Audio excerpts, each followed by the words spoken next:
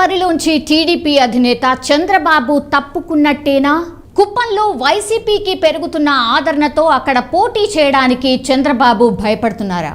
కుప్పం వాసులకు సీఎం జగన్ హంద్రీనీవా నీరు అందించడంతో ఇక ప్రజలు తనకు ఓటు వేయరని బాబు డిసైడ్ అయినట్టేనా? పరిస్థితులు చూస్తుంటే ఎగ్జాక్ట్లీ అలానే కనిపిస్తున్నాయి.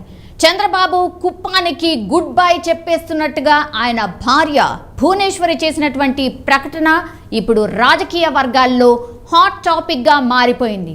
ఇన్నేళ్లలో సొంత నియోజకవర్గానికి ఏమీ చేయలేకపోయానని చంద్రబాబుపై ఆరోపణలు ఉన్నాయి. కనీసం మంచినీళ్లు కూడా అందించలేకపోయారు. అయితే వైఎస్ జగన్ సీఎం అయ్యాక తన మన పార్టీ భేదాలు లేకుండా అన్ని నియోజకవర్గాల అభివృద్ధికి కృషి చేస్తున్నారు. ఈ క్రమంలోనే చంద్రబాబు భార్య భువనేశ్వరి ఓ కీలక ప్రకటన చేశారు. చంద్రబాబుకు విశ్రాంతి ఇచ్చి తాను పోటీ చేద్దామనుకుంటున్నానని ఒక బహిరంగ సభలోనే అనౌన్స్ చేశారు. భువనేశ్వరి వ్యాఖ్యలతో ఒక్కసారిగా కలకలం క్రియేట్ అయింది. కుప్పం నుంచి పోటీకి ఆసక్తి కనబరుస్తూ నారా భువనేశ్వరి కీలక వ్యాఖ్యలు చేశారు. కుప్పంలో 35 ఏళ్ల నుంచి చంద్రబాబు పోటీ చేస్తున్నారు. ఇది అందరికీ తెలిసినటువంటి విషయమే. ఈసారి ఆయనకు రెస్ట్ ఇచ్చి తాను పోటీ చేయాలనుకుంటున్నట్టు ఆమె తెలియజేశారు.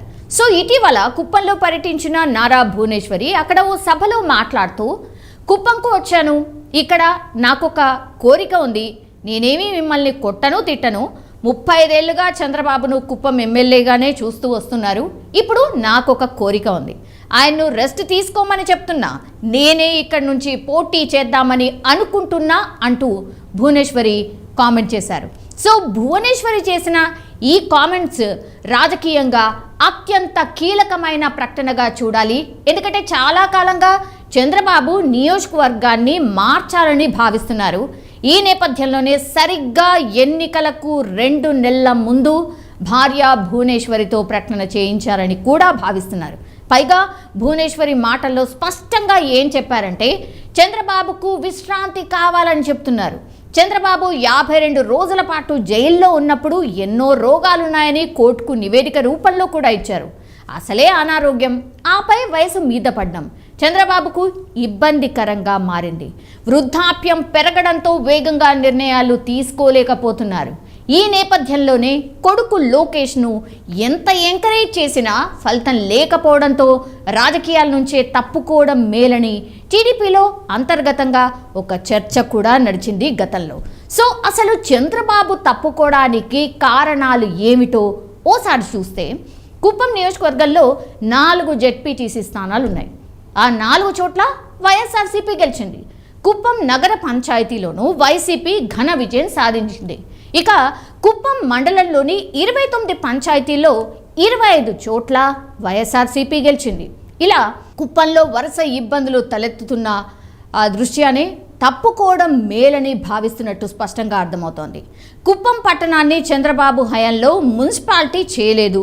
2019 తర్వాత సీఎం జగన్ వచ్చిన తర్వాత మున్సిపాలిటీ అయింది. కుప్పంను రెవెన్యూ డివిజన్ చేయాలన్న డిమాండ్ను కూడా చంద్రబాబు అసలు పట్టించుకోలేదు. గత ఏడాది సీఎం జగన్ వచ్చిన తర్వాత రెవెన్యూ డివిజన్గా ఆయన ప్రకటించేశారు. సో కుప్పంలో తాగునీటి సమస్యకు చంద్రబాబు పరిష్కారం చూపించలేదు. ఈ పనులను సీఎం జగన్ పూర్తి చేయించి ఈ నెలలో పరిష్కారం కూడా కల్పించబోతున్నారు. సో కుప్పంలో దొంగ ఓట్ల తొలగింపు అత్యంత కీలకమైన విషయం. ఏకంగా 30,000 దొంగ ఓట్లు ఉన్నట్టు వైఎస్ఆర్సీపీ అయితే తన ఫిర్యాదులో పేర్కొన్నటువంటి సిచ్యువేషన్ కనిపిస్తోంది. వీటిని ఎన్నికల సంఘం తొలగించడంతో టీడీపీకి ఇప్పుడు ఇబ్బందికర పరిస్థితులు ఏర్పడ్డాయి. అక్కడ అత్యంత ప్రతికూలతలు ఉన్న ప్రస్తుత సమయంలో తాను పోటీ చేసి ఓడిపోయడం సరికాదన్న ఆలోచనలో బాబు ఉన్నట్టు స్పష్టంగా అర్థమవుతోంది. చంద్రబాబు గత కొన్నాళ్లుగా పెనమలూరు నియోజకవర్గంపై కన్నేసినట్టు కనిపిస్తోంది. కుప్పంలో ఎలాగూ గెలవను కాబట్టి తన సామాజిక వర్గం అంటే కమ్మ ఓటర్లు అత్యధికంగా ఉన్నటువంటి పెనమలూరు అయితే తనకు సేఫ్ అన్న ఆలోచనలో చంద్రబాబు ఉన్నారు. తొలుత విశాఖ అనుకున్నా కూడా అక్కడ గెలిచే అవకాశం లేదని పార్టీ సర్వేల్లో తేలిపోయింది. దీంతో కుప్పంను వదిలిపెట్టి పెనమలూరులో పోటీ చేయాలన్న ఆలోచనలో ఉన్నట్టున్నారు చంద్రబాబు. 2019లో పెనమలూరులో వైఎస్ఆర్సీపీ ఘన విజయం సాధించింది. ఇక్కడ గెలిచిన పార్థ సారథిని తెర వెనక ఏం చేశారో కానీ తన వైపుకు తిప్పుకున్నారు చంద్రబాబు. సో భువనేశ్వరి ప్రకటన రాజకీయ విశ్లేషకుల అంచనాలు ఇలా ఉన్నాయి. భువనేశ్వరి ప్రకటన సరదాగా చేసినటువంటి కామెంట్ కాదంటున్నారు. భువనేశ్వరి చాలా స్పష్టంగా చేసిన ప్రకటన ఏంటంటే చంద్రబాబుకు విశ్రాంతి అవసరమన్న మాట స్పష్టంగా చెప్తున్నారు. సో కుప్పంలో పోటీ చేసి చంద్రబాబు ఓడిపోతే అసలుకే మోసం వస్తుందన్న భయం ఆయనకు పట్టుకున్నట్టు స్పష్టంగా అర్థమవుతోంది. కుప్పం సేఫ్ సీట్ కాదు కాబట్టే ముందే భార్యతో చెప్పించారని విశ్లేషకులు అంటున్నారు. 2 నియోజకవర్గాలు అనుకున్నా కూడా రెండింటా ఓడిపోతే ఎలా అన్న భయం కూడా చంద్రబాబును వెంటాడుతోంది. తెలంగాణ అసెంబ్లీ ఎన్నికల్లో 2 నియోజకవర్గాల్లో పోటీ చేసిన అందరూ కూడా ఓడిపోయారు.